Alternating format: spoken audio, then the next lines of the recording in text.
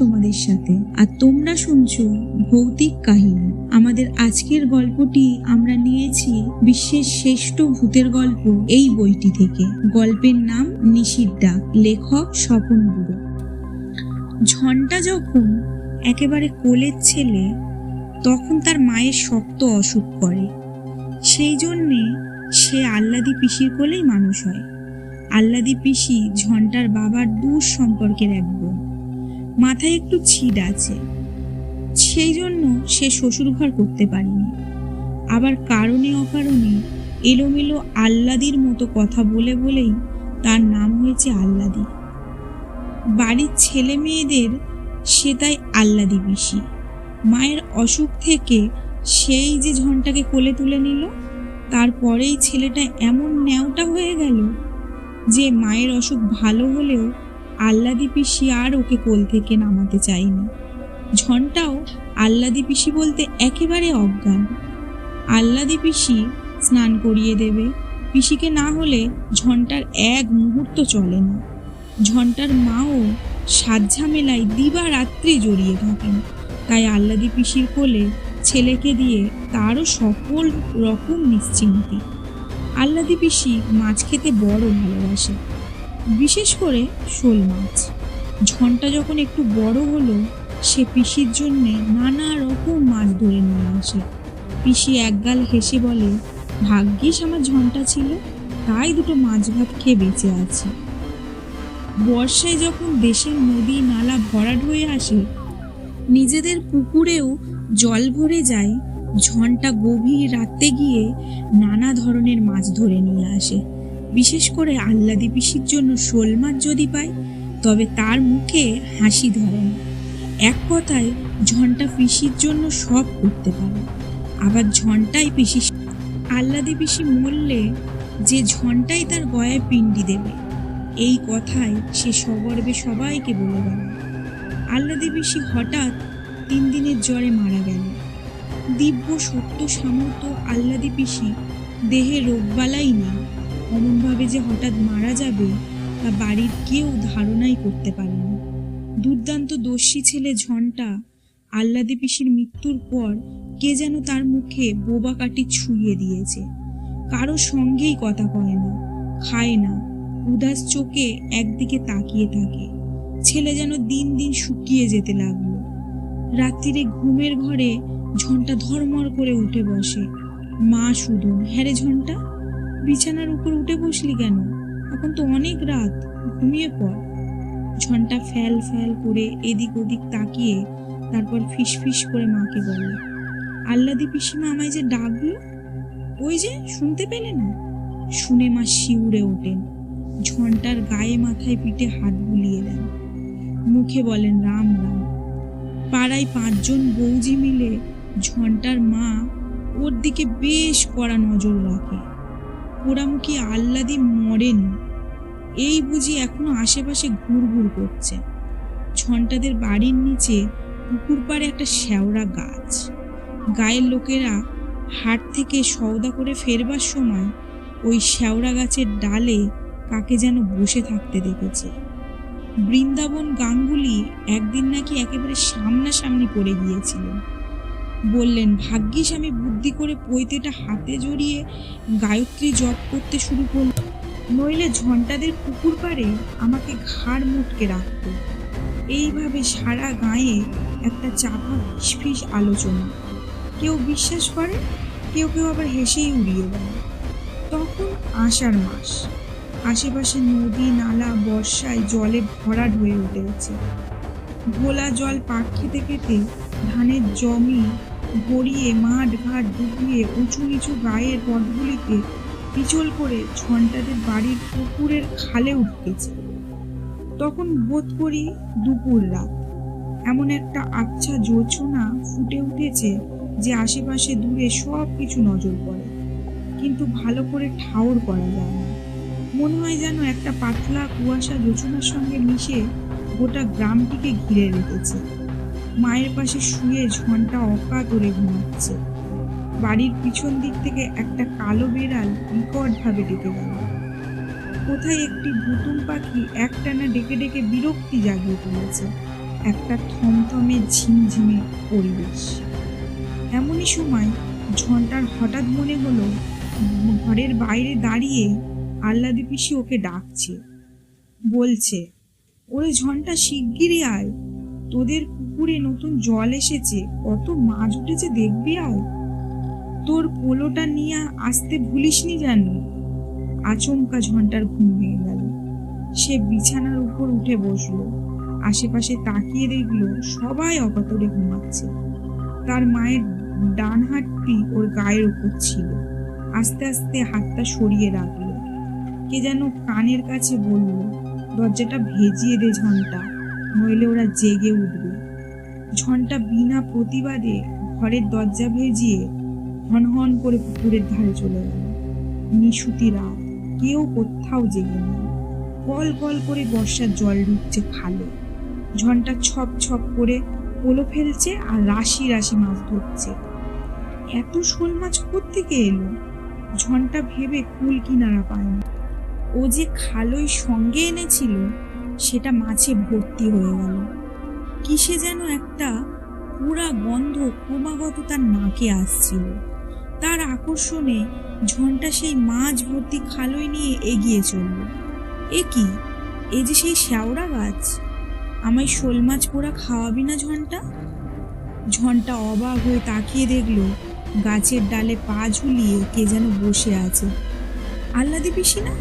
দেখতে ঠিক সেই রকম। এতক্ষণে ঝন্টার যেন জ্ঞান ফিরে এলো। আহ্লাদি পিসি তো মরে গেছে। ও তাহলে কার ডাকে এই নিশুতি রাতে মাছ ধরতে ঘর থেকে বেরিয়ে এসেছে? ভয়ে ওর মাথার চুলগুলো খাড়া হয়ে উঠল। সে প্রাণপণ চেষ্টা করলো পালিয়ে যেতে, কিন্তু পা দুটো কিছুতেই উঠছে না। শেষকালে মনে জোর এনে ঝন্টা মরিয়া হয়ে ছুটতে শুরু করে দিল। পেছন থেকে আহ্লাদি পিসির কান্না শোনা গেল। আর শোনা গেল, ওরে ঝন্টা, শোল মাছগুলি আমায় দিয়ে যা, আমি আর কিচ্ছু চাইনি। আহ্লাদি পিসির কথা যত কানে আসে ঝন্টা তত জোরে ছোটে।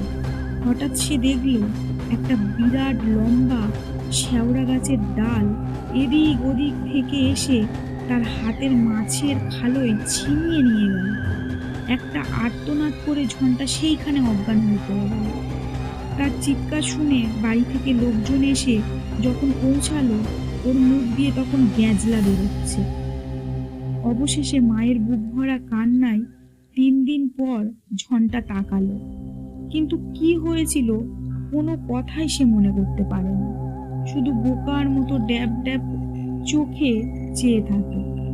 গায়ে সবাই বলল, দেখো ঝন্টার মা, এখন থেকে ঝন্টাকে একেবারে চোখে চোখে রাখতে হবে।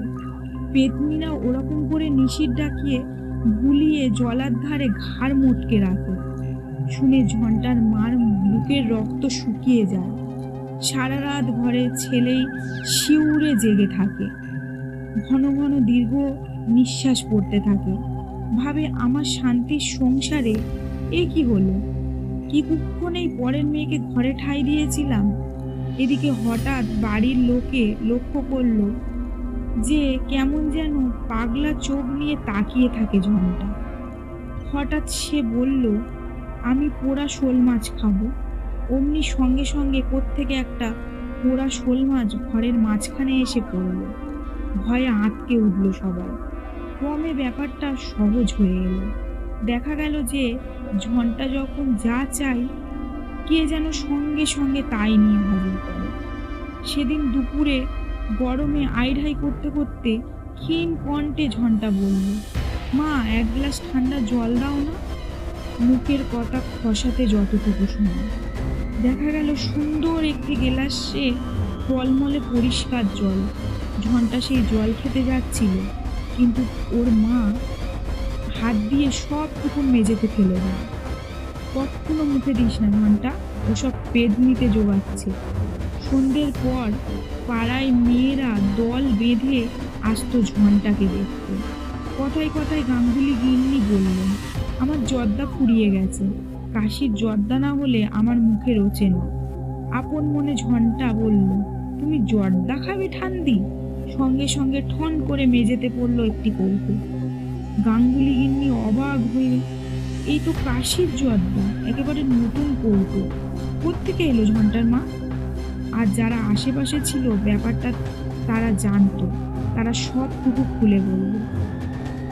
জর্দার কৌটোটা গাঙ্গুলি গিন্নি হাত দিয়ে তুলে নিতে যাচ্ছিল, কিন্তু যেই আহ্লাদি পেতনির কথা শুনলেন অমনি রাম রাম করতে করতে একেবারে নিজের বাড়ির দিকে পা চালিয়ে চললেন।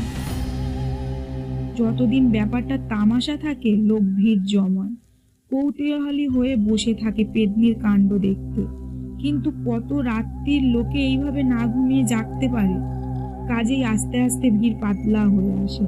গমগমে বাড়ি, আধার মানুষ, জনশূন্য থমথমে হয়ে গেল। কিসের যেন দুঃস্বপ্ন দেখে মাঝরাত্রিরে ঝন্টার ঘুম ভেঙে যায়। মা ছেলেকে বুকের কাছে প্রাণপণে টেনে নেন। বাঁশঝাড়ের পেছন দিকে যেখানে একটানা ঝিঝি ডেকে চলে, সেখানে কার যেন কান্নার রেশ শুনতে পাওয়া যায়। মা চমকে উঠে বসেন, ছেলের মাথায় হাত দিয়ে সারা রাত ধরে দুর্গা নাম জপ করতে থাকেন। কেবলই মনে হয় তার কোলের ছেলেকে কে যেন ছিনিয়ে নিতে আসছে। সেদিন সন্ধ্যে থেকে একটানা ঝিরঝিরে বৃষ্টি হচ্ছে। দূর বনে প্রহরে প্রহরে শেয়াল ডাকছে, মনে হচ্ছে যেন ওরাও খুব ভয় পেয়েছে। পাখি পাখালিরা কখন যে গিয়ে বাসায় সেধিয়েছে কেউ খবর রাখে না। গেরস্ত বাড়ির গোয়ালগুলিতে গরুগুলি এমনভাবে হামলাচ্ছে যে মনে হয় অশুভ কোনো ইঙ্গিত পেয়ে। মাঝে মাঝে কালো প্যাঁচার চেঁচানি কানে ভেসে আসছে।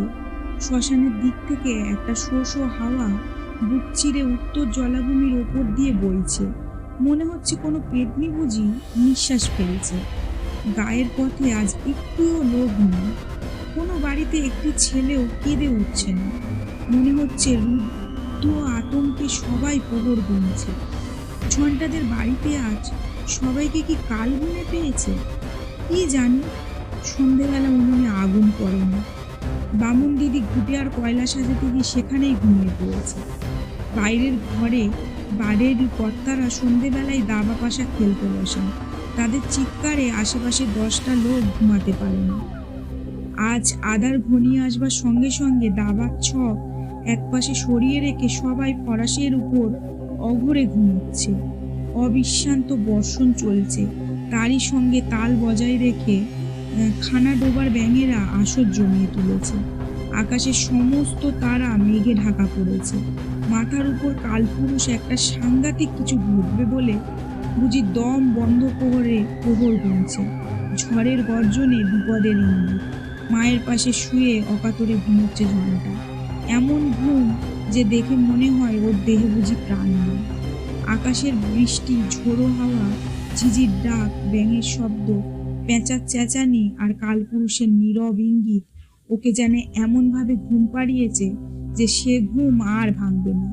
কিন্তু হঠাৎ পাশে কার ফিসফিসানি কথা শুনে গেল।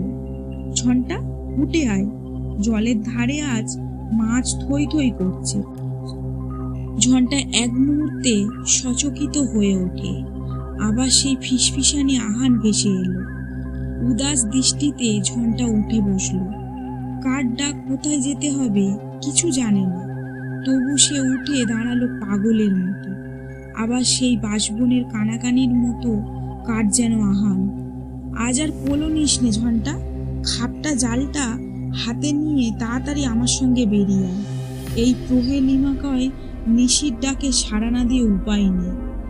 ঝন্টা খাবলা জালটা কাঁধের উপর তুলে নিয়ে দরজার হুড়কোটা খুলে উঠোনে বেরিয়ে এলো। সঙ্গে সঙ্গে কানে তালা লাগানো মেঘের গর্জন আর বাদুড়ের ডানার ঝটপটি। কিন্তু মেঘের ডাকেও কারো ঘুম ভাঙল না। ছায়ামূর্তির হাতছানিতে ঝন্টা জলের দিকে এগিয়ে যায়। পথে অন্ধকার এত জমাট বেঁধে আছে, তবু ওর পথ চলতে কোনো অসুবিধা হয় না। ওই যে ওইখানে কত মাছ ঘাই মারছে, তুই দেখতে পাচ্ছিস না ঝন্টা? এগিয়ে যা, ছুঁড়ে দে খাবলা জাল। অশরীরীর নির্দেশ শুনে ঝন্টা একেবারে জলার মধ্যে পা চালিয়ে দিল। তারপর কচুরিপানার মধ্যে তার দেহটা যে কোথায় তলিয়ে গেল সারা গায়ের কেউ জানতেও পারল না। শুধু ঝন্টাদের বাড়ির কারো বেড়ালটা ওর মায়ের কাছে কেঁদে কেঁদে ফিরতে লাগলো। মায়ের কাল ঘুম তবুও ভাঙল না। পরদিন জেলেরা যখন ঝন্টার মৃতদেহটা জালে টেনে তুলল, সারা গায়ের মানুষজন একেবারে হুমড়ি খেয়ে পড়ল। গায়ের একজন বর্ষীয়সী মহিলা কপাল চাবড়ে বললেন, আহ্লাদি পোড়ার মুখী পেতনি হয়েও ওকে ভুলতে পারেনি, তাই তো রাহু হয়ে ঝন্টাকে কোলে টেনে নিল। বহু বছর কেটে গেছে, এখন গায়ের লোকেরা একটু বেশি রাত্রিরে জলার ধার দিয়ে যেতে ভয় পায়। মনে হয় কে যেন ওখানে কেঁদে কেঁদে এলো, চুল উড়িয়ে বুক চাবড়িয়ে ছোটাছুটি করে। এতক্ষণ শুনছিলেন নিশির ডাক। আমাদের গল্পটি ভালো লাগলে চ্যানেলটি সাবস্ক্রাইব করে বেল আইকনে ক্লিক করে আমাদের পাশে থাকুন। আর আপনাদের সাথে ঘটে যাওয়া কোনো ভৌতিক ঘটনা আমাদের ফেসবুক পেজে লিখে পাঠাতে পারেন, আমরা ঘটনাটি পড়ে শোনাবো। ফেসবুক পেজের লিংক নিচে ডেসক্রিপশনে দেওয়া থাকবে।